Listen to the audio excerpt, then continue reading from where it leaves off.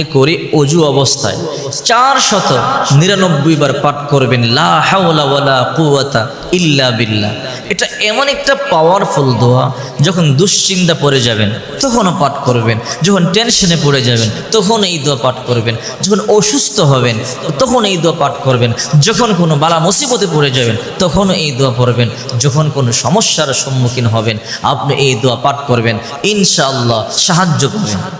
যদি কোনো বেশি সমস্যা হয়ে যায় ইশার নামাজের পরে অজু অবস্থায় কয়েকবার দুরূদ শরীফ পাঠ করবেন, দুরূদ ইব্রাহিম পাঠ করতে পারেন, সবচেয়ে ভালো আল্লাহুম্মা সাল্লি আলা মুহাম্মাদ ওয়া আলা আলি মুহাম্মাদ কামা সাল্লাইতা আলা ইব্রাহিম ওয়া আলা আলি ইব্রাহিম ইন্নাকা হামিদুম মাজিদ, আল্লাহুম্মা বারিক আলা মুহাম্মাদ ওয়া আলা আলি মুহাম্মাদ কামা বারাকতা আলা ইব্রাহিম ওয়া আলা আলি ইব্রাহিম ইন্নাকা হামিদুম মাজিদ।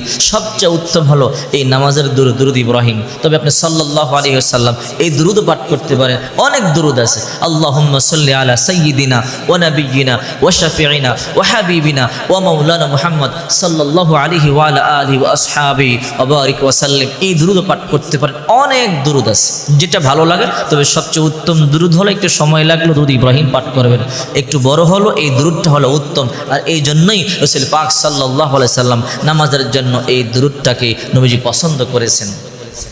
তো কয়েকবার দুরূদ পাঠ করে কিবলামুখী হয়ে অজু অবস্থায় 499 বার পাঠ করবেন, আর মনে মনে আল্লাহর সাহায্য চাবেন। লা হাওলা ওয়ালা কুওয়াতা ইল্লা বিল্লাহ, লা হাওলা ওয়ালা কুওয়াতা ইল্লা বিল্লাহ, লা হাওলা ওয়ালা কুওয়াতা ইল্লা বিল্লাহ। বেশি সময় লাগবে না।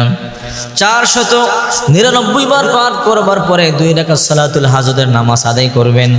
2 রাকাত সালাতুল হাজতের নামাজ আদায় করবার পরে যদি সম্ভব আরেকটু দোয়া পাঠ করবেন। আল্লাহুম্মা ইয়া আউয়ালাল আউয়ালিন ইয়া আখিরুল আখিরিন ইয়া যাল কুওয়াতিল মাতিন ইয়া রহিমাল মাসাকিন ইয়া আরহামার রাহিমিন।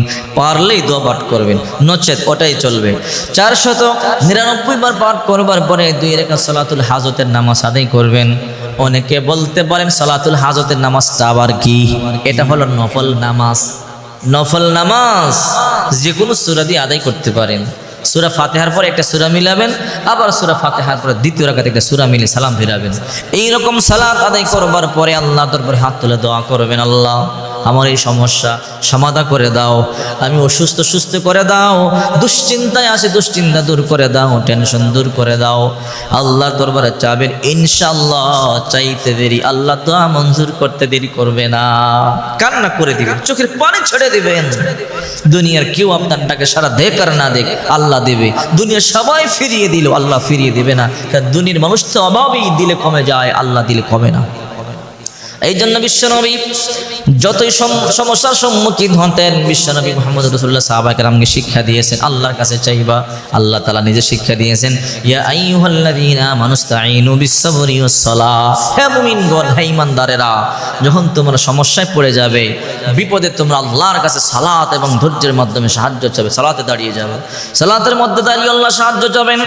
সাজদার মধ্যে লুটায় পড়বেন, আল্লাহ তুমি আমাকে বানাইছো, আমাকে কষ্ট দিয়ে কি লাভ, আল্লাহ তুমি আমাকে কষ্ট দিও না। এরকম যখন দোয়া করবেন আল্লাহ তাআলা আপনার দোয়া কখনো ফিরাইয়া দিবে না।